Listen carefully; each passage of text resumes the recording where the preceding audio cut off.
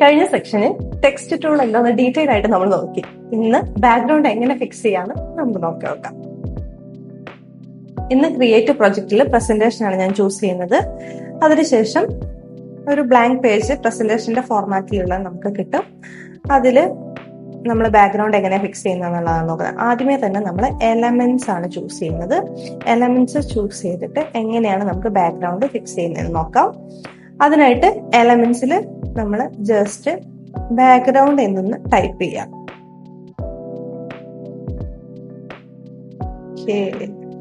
Search ചെയ്യുമ്പോൾ നമുക്ക് ഒത്തിരി ബാക്ക്ഗ്രൗണ്ടുകൾ വരും. അതിൽ ക്രൗൺ ഉള്ളതൊക്കെ നേരത്തെ പറഞ്ഞിരുന്നത് പോലെ തന്നെ അത് പെയ്ഡ് ആണ്. ഓക്കെ, ഞാൻ ഒന്നും കൂടി ഡെഫിനേഷൻ കൊടുക്കുകയാണ്. യെല്ലോ ബാക്ക്ഗ്രൗണ്ട് എന്ന് പറഞ്ഞു കൊടുക്കുകയാണ്. അപ്പൊ നമുക്ക് യെല്ലോ ബാക്ക്ഗ്രൗണ്ട് തന്നെ സെർച്ച് ചെയ്ത് ഫിൽട്ടർ ചെയ്ത് തരും. ഓക്കെ, അതിൽ ഞാൻ യെല്ലോ ബാക്ക്ഗ്രൗണ്ട് ഇതെല്ലാം ക്രൗൺ ഉള്ളതാണ്. നമ്മൾ പ്രോ വേർഷനെ പറ്റി അല്ല പറയുന്നത്, അതുകൊണ്ട് ഞാൻ പ്രീ വേർഷൻ തന്നെ ചൂസ് ചെയ്യാണ്. ഓക്കെ, നമുക്ക് ജസ്റ്റ് ഇത് ചൂസ് ചെയ്യാം. ഓക്കെ, ഇപ്പൊ ഇതിൽ ഫിക്സ് ആയിട്ടല്ല വരുന്നത്. അതിന് വേണ്ടിയിട്ട് നമ്മൾ എന്ത് ചെയ്യാം, 3 ഡോട്ടിൽ ക്ലിക്ക് ചെയ്യുക. അവിടെ താഴേക്ക് സ്ക്രോൾ ചെയ്യുമ്പോൾ സെറ്റ് ഇമേജ് ആസ് ബാക്ക്ഗ്രൗണ്ട് എന്ന് പറഞ്ഞ ഓപ്ഷൻ കാണും. അത് ക്ലിക്ക് ചെയ്യുക. അപ്പൊ നമുക്ക് ബാക്ക്ഗ്രൗണ്ടിൽ ഫിക്സ് ആയിട്ടുള്ള ഇമേജ് വരുന്നതാണ്. ഓക്കെ, ദെൻ ഇത് കൂടാതെ നമുക്ക് വേറെ രീതിയിൽ എങ്ങനെ ഫിക്സ് ചെയ്യാൻ നോക്കാം. ഞാൻ ആ ഇമേജ് ഡിലീറ്റ് ചെയ്തു. അത് കഴിഞ്ഞിട്ട് കളർ ചൂസ് ചെയ്യാം. ഏതെങ്കിലും ഒരു കളർ, സോളിഡ് കളർ നമ്മൾ ചൂസ് ചെയ്യുകയാണെന്നുണ്ടെങ്കിൽ ഈ രീതിയിലും നമുക്ക് ബാക്ക്ഗ്രൗണ്ട് ഫിക്സ് ചെയ്യാൻ സാധിക്കും. നിങ്ങൾക്ക് ഇഷ്ടമുള്ള കളർ ചൂസ് ചെയ്യാം. അതിന് വേണ്ടിയിട്ട് നമ്മൾ അവിടെ പോയി ആഡ് ബട്ടൺ ക്ലിക്ക് ചെയ്തിട്ട് കളർ കോഡ് കൊടുക്കാം. അല്ലാന്നുണ്ടെങ്കിൽ പിക്ക് എ കളർ ടൂൾ ഉപയോഗിച്ചിട്ട് നമുക്ക് ഇഷ്ടമുള്ള കളർ പിക്ക് ചെയ്തിട്ട് കൊടുക്കാനും സാധിക്കും. ഇത് കഴിഞ്ഞ വീഡിയോയിൽ പറഞ്ഞതുകൊണ്ടാണ് ഞാനിപ്പോൾ ഡീറ്റെയിൽ ആയിട്ട് പറയാത്തത്. ഞാൻ ഇവിടുന്ന് ബ്ലൂ സെലക്ട് ചെയ്യുന്നുണ്ട്. ജസ്റ്റ് ബ്ലൂ സെലക്ട് ചെയ്യുമ്പോഴത്തേക്ക് ഇങ്ങനെയായിരിക്കും നമുക്ക് ഔട്ട്പുട്ട് വരുന്നുണ്ടാവുക.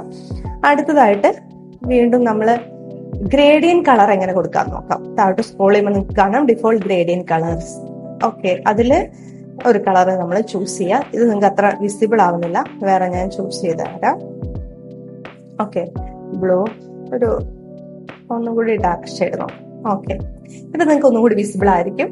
ഓക്കെ, അപ്പൊ നമുക്ക് ഗ്രേഡിയന്റ് കൊടുക്കാം. അതിൽ കളർ ചൂസ് ചെയ്യാൻ വേണ്ടിയിട്ട് വീണ്ടും ഇവിടെ മുകളിലുള്ള കളർ സെലക്ട് ചെയ്ത് ഈ ബട്ടൺ ക്ലിക്ക് ചെയ്യുക. അവിടെ ഗ്രേഡിയന്റിന്റെ ഓപ്ഷൻസ് കാണും. അതിൽ നമുക്ക് ഡയറക്ഷൻസ് ഒക്കെ മാറ്റി കൊടുക്കാനുള്ള ഓപ്ഷൻസിന്റെ താഴെ കാണുന്നത്. ആ സ്റ്റൈലുകളൊക്കെ ഈ രീതിയിൽ മാറ്റി കൊടുക്കാം. ഓരോന്നും ട്രൈ ചെയ്ത് നോക്കണം. ഞാൻ ഇടയ്ക്കിടയ്ക്ക് ട്രൈ ചെയ്യണമെന്ന് പറയുന്നുണ്ട്. ഓക്കെ, എങ്കിൽ മാത്രമേ നമുക്കത് കറക്റ്റ് ആയിട്ട് മനസ്സിലാവുള്ളൂ. അതുകൊണ്ടാണ്. ഓക്കെ, വീണ്ടും ഇങ്ങനെ നമുക്ക് അതിന്റെ ഓരോ ഷെയ്ഡിലുള്ള കളേഴ്സ് ചേഞ്ച് ചെയ്ത് കൊടുക്കാൻ പറ്റും. ഞാനിവിടെ ഗ്രീൻ കൊടുക്കുന്നു. അതിന്റെ ഇന്റൻസിറ്റി മാറ്റി കൊടുക്കാൻ വേണ്ടിയിട്ട് ഇങ്ങനെയുള്ള അറേഞ്ച്മെന്റ്സ് കാര്യങ്ങളൊക്കെ ചെയ്യുമ്പോൾ എന്ത് മാറ്റമാണ് അവിടെ വരുന്നതെന്ന് നിങ്ങൾക്ക് ജസ്റ്റ് കാണാൻ വേണ്ടിയിട്ടാണ് ഞാൻ ഇത് ചെയ്ത് കാണിക്കുന്നത്. നമുക്ക് ഓരോ പോയിന്റും എടുത്ത് ആ കളറിന്റെ ഇന്റൻസിറ്റി കാര്യങ്ങളൊക്കെ സെലക്ട് ചെയ്യാം. എപ്പോഴേലും കളർ മാറ്റണം എന്നുണ്ടെങ്കിൽ നമുക്ക് മാറ്റി പിക്ക് ചെയ്യാനുള്ള ഓപ്ഷൻ അവിടെ ഉണ്ട്. ഓരോ കളേഴ്സ്, നമ്മുടെ ആ കളർ കോമ്പിനേഷനിലെ ഓരോ കളറും ചേഞ്ച് ചെയ്യാനായിട്ടുള്ള ഓപ്ഷനാണ് ഇവിടെ കൊടുത്തിരിക്കുന്നത്. കാണാൻ ഭംഗി എന്നുള്ള രീതിയിലല്ല ഞാൻ ചെയ്യുന്നത്, നിങ്ങൾക്ക് അത് മനസ്സിലാവുന്ന രീതിയിൽ ആ കളേഴ്സ് മാറുന്നത് കാണിക്കാൻ വേണ്ടിയാണ് ഈ കളേഴ്സ് ചൂസ് ചെയ്തത്.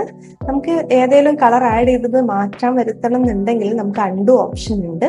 അൺഡു ഓപ്ഷൻ സെലക്ട് ചെയ്തിട്ട് നമുക്ക് ബാക്ക് അടിക്കാൻ സാധിക്കും. ബാക്കിലേക്ക് ഓരോ കളേഴ്സ് ബാക്കിലേക്ക് വരാൻ സാധിക്കും. അതാണ് ഈ അൺഡു ഓപ്ഷൻ. നിങ്ങൾ കാണുന്നുണ്ടല്ലോ, ഇതുപോലെ നമുക്ക് ബാക്ക് അടിച്ച് നമുക്ക് ഇഷ്ടമുള്ള ഷെയ്ഡിലേക്ക് നമുക്ക് നിർത്താനും സാധിക്കും. അതുപോലെ റീഡു ഓപ്ഷനും നമുക്ക് ഉണ്ട്. ഓക്കെ, നെക്സ്റ്റ് ഇനി നമ്മൾ നോക്കുന്നത് ബ്ലാങ്ക് ആയിട്ടുള്ള പേജിലേക്ക് നമുക്ക് ഒരു ഫോട്ടോ എങ്ങനെ അപ്ലോഡ് ചെയ്യാന്നുള്ളതാണ് നോക്കുന്നത്. അതിനായിട്ട് നമ്മൾ പിൻട്രസ്റ്റ് ഓപ്പൺ ചെയ്യുക. ഓക്കെ, പിൻട്രസ്റ്റ് ഓപ്പൺ ചെയ്തിട്ട് ബാക്ക്ഗ്രൗണ്ടിൽ നിന്ന് ടൈപ്പ് ചെയ്ത് കൊടുക്കുക.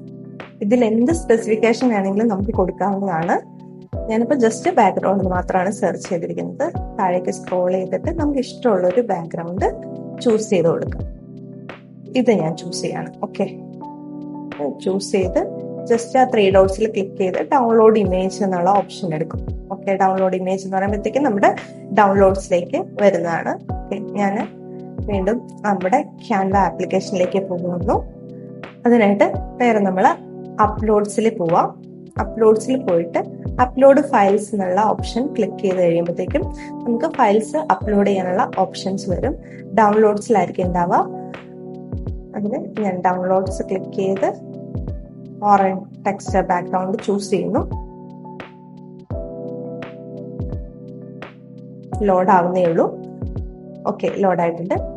അതിൽ ക്ലിക്ക് ചെയ്ത് കഴിയുമ്പോഴത്തേക്കും നമുക്ക് ഇവിടേക്ക് വരുന്നതാണ്. അവിടെ നമ്മൾ താഴേക്ക് സ്ക്രോൾ ചെയ്യുമ്പോൾ ആ 3 ഡോട്ടിൽ ക്ലിക്ക് ചെയ്ത് കഴിഞ്ഞ് താഴേക്ക് സ്ക്രോൾ ചെയ്യുമ്പോൾ സെറ്റ് ആസ് ബാക്ക്ഗ്രൗണ്ട് എന്ന് പറഞ്ഞ ഓപ്ഷൻ തന്നെ നമ്മൾ ക്ലിക്ക് ചെയ്യും. ബാക്കിയുള്ളത് നമ്മൾ ഡിലീറ്റ് ചെയ്ത് കളഞ്ഞു. ഒരെണ്ണം എക്സ്ട്രാ വന്നതാണ് ഞാൻ ഡബിൾ ടാപ്പ് ചെയ്തപ്പോഴത്തേക്കും. ഓക്കെ, അങ്ങനെ നമുക്ക് അപ്ലോഡ് ഫയൽസ് വെച്ച് ഇത് ബാക്ക്ഗ്രൗണ്ട് ഫിക്സ് ചെയ്യാവുന്നതാണ്. ബാക്ക്ഗ്രൗണ്ട് ഫിക്സ് ചെയ്യുന്നതിൽ എന്തെങ്കിലും ഡൗട്ട് ഉണ്ടെങ്കിൽ നിങ്ങൾക്ക് ചോദിക്കാവുന്നതാണ്. കൂടുതൽ വീഡിയോസുമായി വീണ്ടും കാണാം.